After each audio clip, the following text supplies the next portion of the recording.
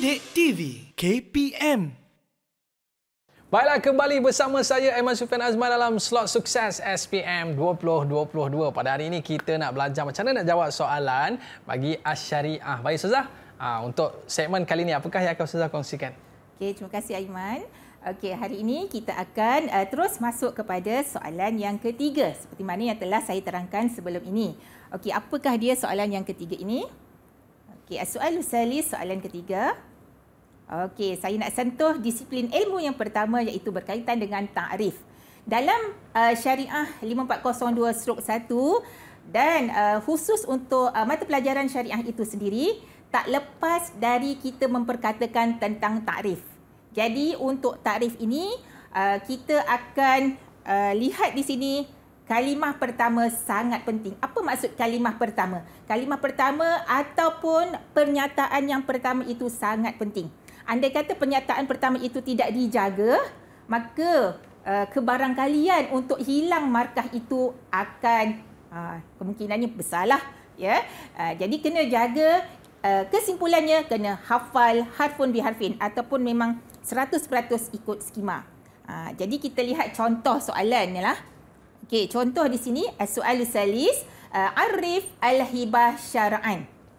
Ta'rif kan maksud hibah dari sudut syarak. Jadi di sini saya nak mintalah murid di studio untuk menjawab apakah dia ta'rif hibah secara syara'an. Kita lihat jawapan murid kita. Okay. Sama ada dapat markah penuh ataupun tidak. Okey, saya buka kepada murid di studio. Siapakah yang akan dan boleh menjawab soalan ta'rif al-hibah ini? Okey, silakan. Silakan. Siapa tu? Okey, silakan Syikin. Okey. Bisautin alin. Okey. Ta'rif hibah syara'an. Tamlikul ain bila iwat fi halil hayat tatawu'an. Okey, kita lihat betul ke jawapan dia? Kita lihat ya. Tamlikul ain bila iwadin fi halil hayat tatawu'an. Okey, jelas. Alhamdulillah. Tasfiq mumtaz ila Syikin. Masya-Allah. Barakallahu fiik. Okey. Apa yang hendak saya katakan di sini, apa yang dimaksudkan dengan kalimah pertama ataupun pernyataan pertama itu yang sangat penting. Okey, andai kata murid tertinggal ataupun dia tidak menulis tamlikul ain ataupun dia buat tamlikul ain, la ni tertinggal, ya, perkataan la tertinggal, dia sebut tamlikul ain bi'iwadin. Okay. Jadi bila kalimah pertama, pernyataan pertama ini tertinggal ataupun ada sesuatu yang terjadi, terbalik dan sebagainya, maka kebarangkalian untuk murid ini hilang markah sangat besar. Jadi kena jaga sungguh yang namanya ta'rif topik dalam konten mata pelajaran syariah ini.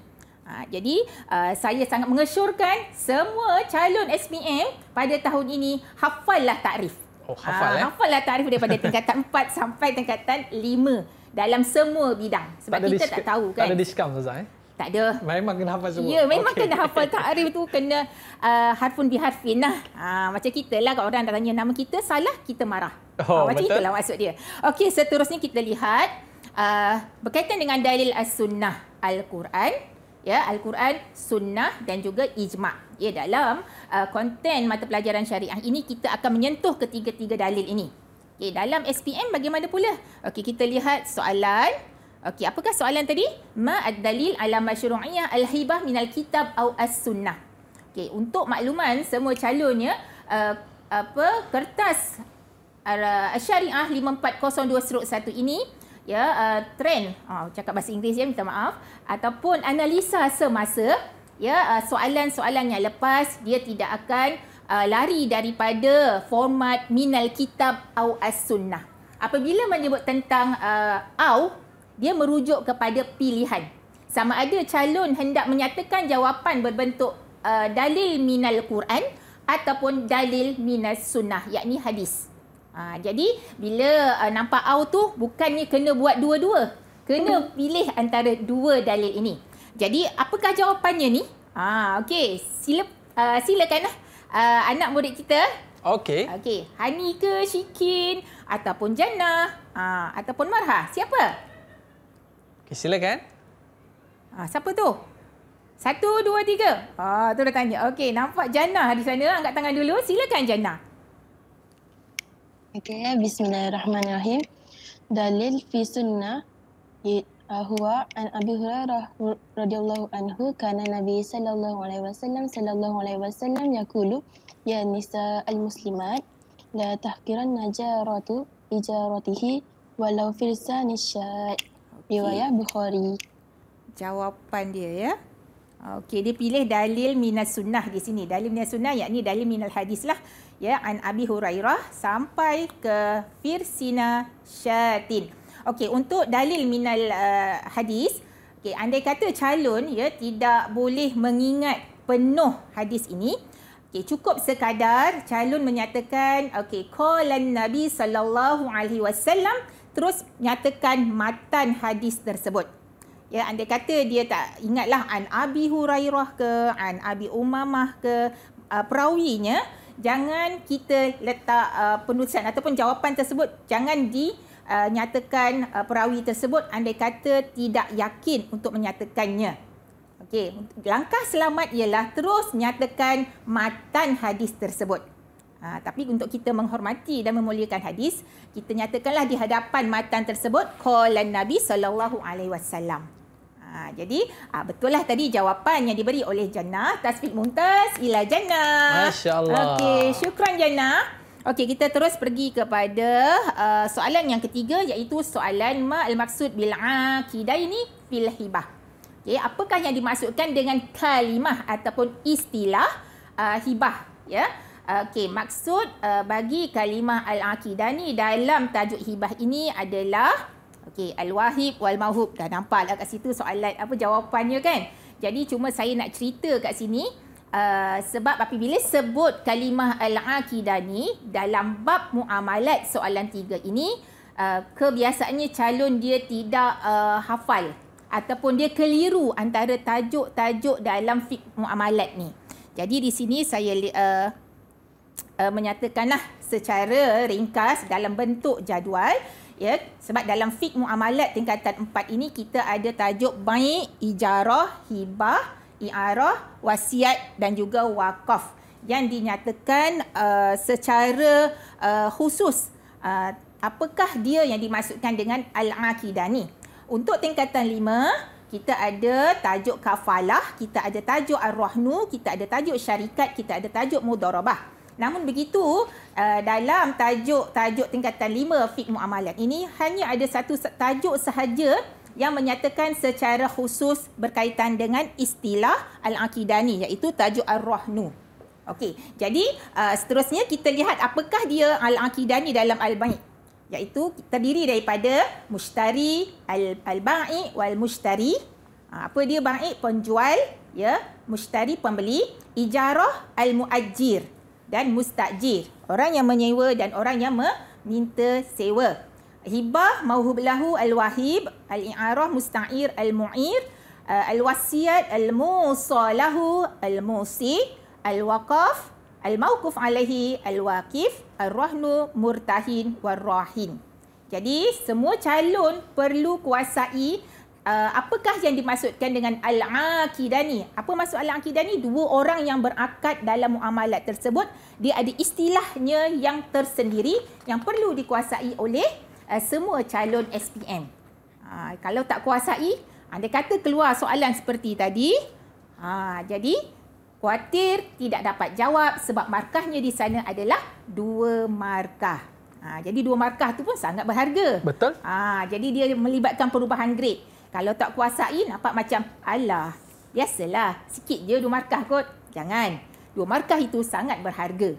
Okey, kita pergi seterusnya kepada soalan ba. Soalan salis, soalan ba. Okey, soalan ba ini, waddih asnain min syurut al-wahib fil hibah. Apakah dia?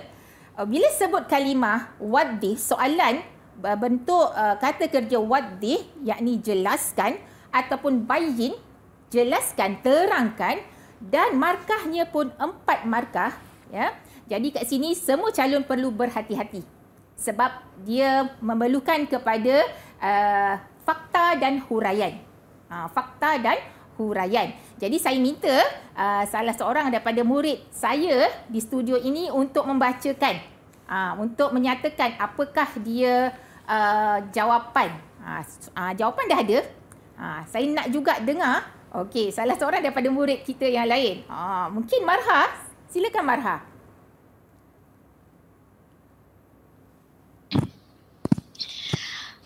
Akilan wa balighan la yasih ala majnun wasobi ayakuna malikan lil mauhu. Okey, syukran Marha. Tasfik mumtaz ila Marha. Masya-Allah. Barakallahu fiik. Okey, apa yang hendak saya nyatakan di sini ialah macam mana nak dapat 4 markah ni? Macam mana nak 4 markah? Okey, kebanyakan daripada calonnya dia suka bila sebut what day is 9. Alah, is 9. Sikit je, 2 je. Okey, tak apa. Bila sebut 2, adakah betul dapat 4 markah penuh? Okey, seandainya calon dia buat syurutul wahib, syarat wahib, syarat orang yang memberi hibah, akilan wa baligon, betul lah. Cantik dah, 1 markah. Okey, 1 markah. Mana nak datang lagi 1 markah? Kita nyatakan yang kedua, poin yang kedua. Okey, sebab dia katakan soalannya jelaskan 2. Bila sebut 2, maka kena nyatakan 2 poin. Akilan wa baligon ayakuna malikan lil mauhub. Mana nak datang lagi baki 2? Baki 2 ini hendaklah kita huraikan poin yang pertama. Ya, kalau kata akilan wa baligon, fakta huraiannya adalah kita jawab balik, nyatakan hukum dia.